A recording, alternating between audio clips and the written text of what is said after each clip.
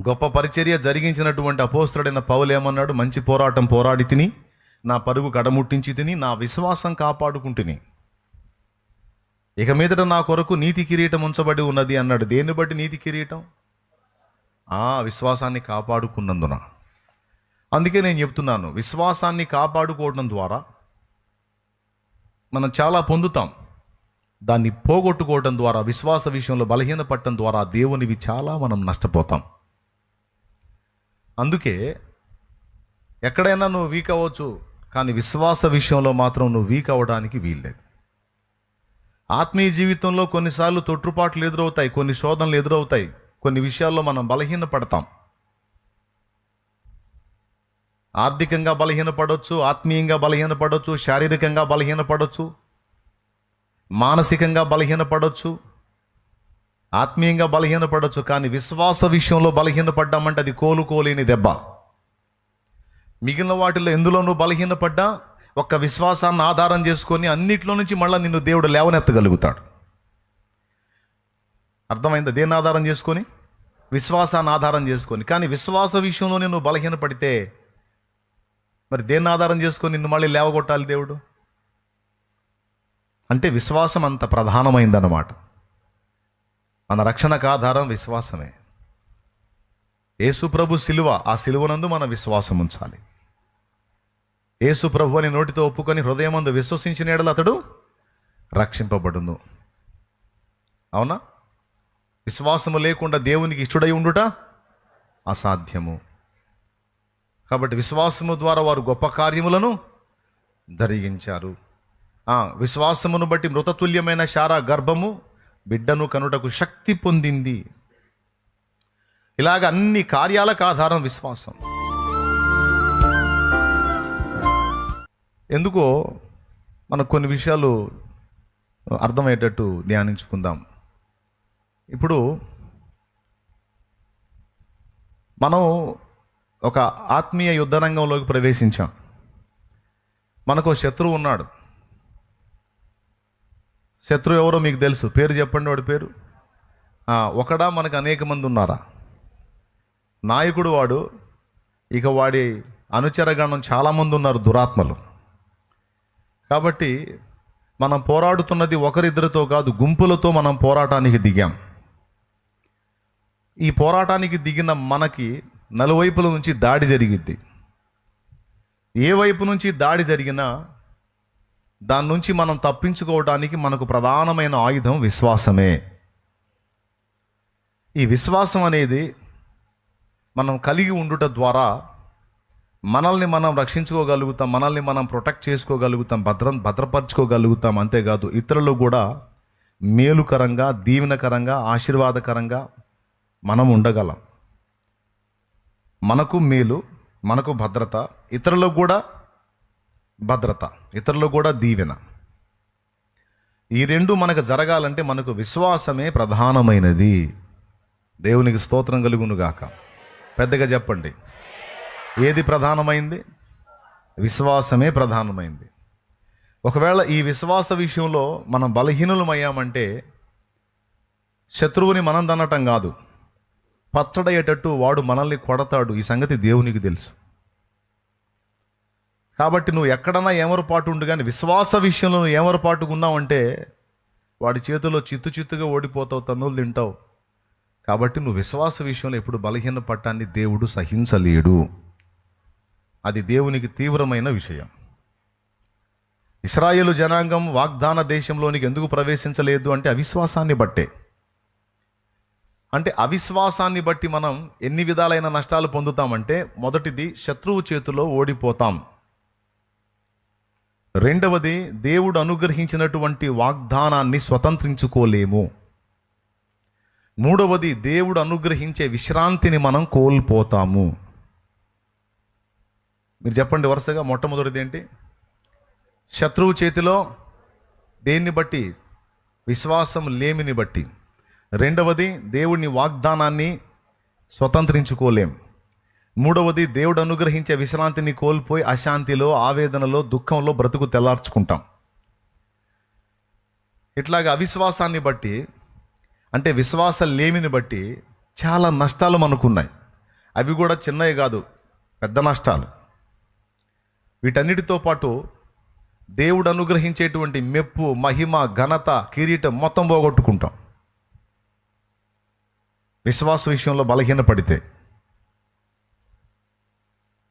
ఎందుకంటే విశ్వాస పరీక్షలో నిలిచిన వానికి మెప్పు, మహిమ, ఘనత ఇవన్నీ ఉంటాయి అన్నాడు. యేసు ప్రభుకి గొప్ప పరిచర్య జరిగించినటువంటి అపోస్తలుడైన పౌలు ఏమన్నాడు? మంచి పోరాటం పోరాడి తిని, నా పరుగు కడముట్టించి తిని, నా విశ్వాసం కాపాడుకుంటుని, ఇక మీదట నా కొరకు నీతి కిరీటం ఉంచబడి ఉన్నది అన్నాడు. దేన్ని బట్టి నీతి కిరీటం? విశ్వాసాన్ని కాపాడుకున్నందున. అందుకే నేను చెప్తున్నాను, విశ్వాసాన్ని కాపాడుకోవడం ద్వారా మనం చాలా పొందుతాం. దాన్ని పోగొట్టుకోవడం ద్వారా, విశ్వాస విషయంలో బలహీనపడటం ద్వారా దేవునివి చాలా మనం నష్టపోతాం. అందుకే ఎక్కడైనా నువ్వు వీక్ అవ్వచ్చు, కానీ విశ్వాస విషయంలో మాత్రం నువ్వు వీక్ అవ్వడానికి వీల్లేదు. ఆత్మీయ జీవితంలో కొన్నిసార్లు తొట్టుపాట్లు ఎదురవుతాయి, కొన్ని శోధనలు ఎదురవుతాయి, కొన్ని విషయాల్లో మనం బలహీనపడతాం. ఆర్థికంగా బలహీనపడవచ్చు, ఆత్మీయంగా బలహీనపడవచ్చు, శారీరకంగా బలహీనపడవచ్చు, మానసికంగా బలహీనపడవచ్చు, ఆత్మీయంగా బలహీనపడవచ్చు. కానీ విశ్వాస విషయంలో బలహీనపడ్డామంటే అది కోలుకోలేని దెబ్బ. మిగిలిన వాటిలో ఎందులోనూ బలహీనపడ్డా ఒక్క విశ్వాసాన్ని ఆధారం చేసుకొని అన్నిట్లో నుంచి మళ్ళీ నిన్ను దేవుడు లేవనెత్తగలుగుతాడు. అర్థమైందా? దేన్ని ఆధారం చేసుకొని? విశ్వాసాన్ని ఆధారం చేసుకొని. కానీ విశ్వాస విషయంలో నువ్వు బలహీనపడితే మరి దేన్ని ఆధారం చేసుకొని నిన్ను మళ్ళీ లేవగొట్టాలి దేవుడు? అంటే విశ్వాసం అంత ప్రధానమైందన్నమాట. మన రక్షణకు ఆధారం విశ్వాసమే. యేసు ప్రభు సిలువ, ఆ సిలువనందు మన విశ్వాసం ఉంచాలి. యేసు ప్రభు అని నోటితో ఒప్పుకొని హృదయమందు విశ్వసించిన యెడల అతడు రక్షింపబడును. అవునా? విశ్వాసము లేకుండా దేవునికి ఇష్టడై ఉండుట అసాధ్యము. కాబట్టి విశ్వాసము ద్వారా వారు గొప్ప కార్యములను జరిగించారు. విశ్వాసమును బట్టి మృతతుల్యమైన శారా గర్భము బిడ్డను కనుటకు శక్తి పొందింది. ఇలాగ అన్ని కార్యాలకు ఆధారం విశ్వాసం. ఆ విశ్వాసం మనం కోల్పోయినట్లయితే, అందులో బలహీనపడ్డట్టయితే చాలా నష్టపోతాం. మీకు ఎంతవరకు అర్థమైందో 4 ముక్కలు చెప్పండి. ఇంకా ఏమేమి నష్టపోతాం అనేది ఇప్పుడు చెప్పిన దానిలో మొట్టమొదటిది, శబాష్, పెద్దగా చెప్పాలి. శత్రువు చేతిలో ఓటమి పాలవుతాం. వాడు తుక్కుగా కొడతాడు మనల్ని. 1. 2, వాగ్దానాలు పోగొట్టుకుంటాం, స్వతంత్రించుకోలేం. 3, విశ్రాంతిలో మనం ప్రవేశించలేం. ఆవేదనలో, దుఃఖంలో, అవిశ్రాంతిలో మనం బ్రతుకుతాం. 4వది, దేవుని మెప్పు, మహిమ, ఘనత, కిరీటం మొత్తం కోల్పోతాం. ఇలాగా చెప్పుకుంటూ పోతే ఇంకా చెప్పాలంటే ఇంకొకటి, దేవునికి అయిష్టలం అవుతాం. దేవునికి ఇష్టలంగా, దేవునికి నచ్చలేం. కాబట్టి ఇట్లాగా దాని మీద ధ్యానిస్తే బోల్డ్ అనే సంగతులు ఉన్నాయి. విశ్వాసం ద్వారా మనకు అనుకూరే ప్రయోజనాలు, విశ్వాసం కోల్పోతే మనకు వచ్చే నష్టాలు. ఇన్నిటికీ కేంద్ర బిందువులాగా విశ్వాసం ఉంది కనుక ఆ విశ్వాస విషయంలో ఎప్పుడు బలహీనపడ్డా శిష్యుల మీద కోప్పడ్డాడు ఆయన. నువ్వు ఎందులోనన్నా వీక్, ఎందులోనన్నా బలహీనపడు, మళ్ళీ నిన్ను తిరిగి నేను రికవర్ చేయడానికి, నిన్ను మళ్ళీ బాగు చేయడానికి విశ్వాసమే ఆధారం రా బాబు. నాకు అది కోల్పోతే నువ్వు ఇంక నిన్ను ఏం పెట్టి బాగు చేయాలి? నేను దేన్ని ఆధారం చేసుకొని నీ మీద పని చేయాలి? ఆ తప్పు చేయొద్దు అని ఆ విషయంలో ఆయన తీవ్రంగా కోప్పడతాడు. ఈరోజు ఇక్కడ కూర్చున్న మనం, ఈ లైవ్ ద్వారా వీక్షించే మనం అందరం గమనించండి. ఎవరెవరు ఏ విషయాల్లో బలహీనపడున్నారో, ఎవరెవరు ఏ విషయాల్లో కోల్పోయి ఉన్నారో, ఎన్ని నష్టాల్లో ఉన్నారో, ఎన్ని కష్టాల్లో ఉన్నారో, ఎన్ని వ్యాధుల్లో, బాధల్లో, శోధనల్లో ఎన్ని కోల్పోయి ఉన్నారో, లేకపోతే ఆత్మీయ జీవితంలో ఒకవేళ నువ్వు బలహీనపడి ఉన్నావో. కొంతమంది ఆత్మీయ జీవితంలో కొన్ని తొట్టుపాట్లకు గురయ్యి విశ్వాస విషయంలో కూడా బలహీనపడిపోతారు. తప్పిపోయిన కుమారుడు తండ్రి యొద్ద నుండి వెళ్ళిపోయాడు, పనికిమాలిన కార్యాలు చేశాడు, కానీ తండ్రి ప్రేమను నమ్మే విషయంలో మాత్రం తప్పిపోలేదు. కాబట్టి అతను నా దృష్టిలో తప్పిపోయిన కుమారుడు అయితే కాదు. అర్థమైందా? తప్పు దిద్దుకున్న కుమారుడు. అర్థమైందా? తన స్వేచ్ఛ కోరి తండ్రి యొద్ద నుండి వెళ్ళాడు ఆస్తి తీసుకొని. తర్వాత అన్నీ కోల్పోయాడు, స్నేహాలు నమ్మాడు, మోసపోయాడు, అందరినీ నమ్మాడు, మోసపోయాడు. అన్నీ కోల్పోయాడు. చివరికి వాడున్న దేశంలో కరువు వచ్చింది. అక్కడ చివరికి పందులు తినే పొట్టు కూడా వాడికి దొరకలా. ఇంకా లేదు, నాకు ఇక్కడ లైఫ్ లేదు, అలాగే నా తండ్రి దగ్గర కూడా నాకు స్థానం లేదు, ఇక చావు ఒక్కటే నాకు శరణ్యం అని చావుని గురించిన ఆలోచన కూడా అతను చేసుకోవాలా. కొంతమంది ఏం చేస్తారంటే, నేను ఇంటికి బంతికి రెంటికి చెడ్డాను, అర్థమైందా, నేను ఇంట్లో గెలవలేకపోయాను, బయట గెలవలేకపోయాను, నా తండ్రిని వదిలిపెట్టి వచ్చేసాను, తండ్రికి ఇష్టంగా లేదు, అలాగని బయట వాళ్ళని నమ్మితే వారు కూడా నన్ను మోసం చేశారు, కాబట్టి నాకు రెండు విధాల స్థానం లేదు కనుక ఇక నేను చచ్చిపోతే పోయిద్ది, నా ప్రాణం తీసుకోవటమే కరెక్టు అనే ఆలోచనకి కొంతమంది వెళ్ళి అలా ఆత్మహత్యలు చేసుకొని చచ్చి నరకానికి పోయిన వ్యక్తులు కూడా ఉన్నారు.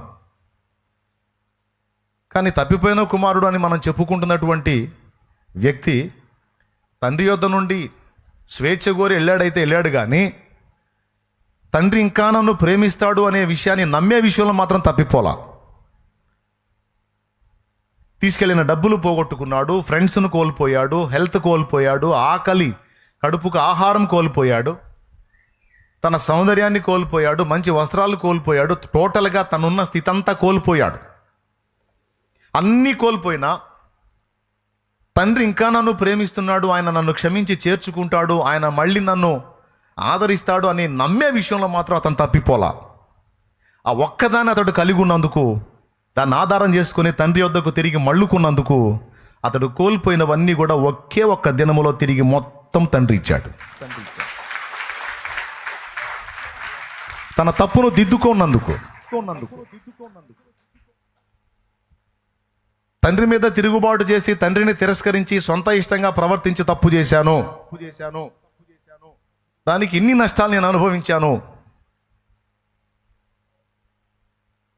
కాబట్టి ఇంకా నాకు తండ్రే దిక్కని తండ్రి పాదాల చెంతకు వెళ్ళి తన తప్పు దిద్దుకున్నందుకు తను కోల్పోయినవన్నీ ఒక్క దినమందే తిరిగి తను పొందాడు. అంటే దేని ద్వారా ఇవన్నీ దొరికినాయి అతనికి? ఇన్ని జరిగినా నా తండ్రి ఇంకా నన్ను ప్రేమిస్తున్నాడు అని నమ్ముట ద్వారా. దీన్ని మీరందరూ కూడా గుర్తుపెట్టుకొని మీ హృదయంలో ఈ నమ్మిక లేదా ఈ విశ్వాసం అనే దాన్ని స్థిరపరచు.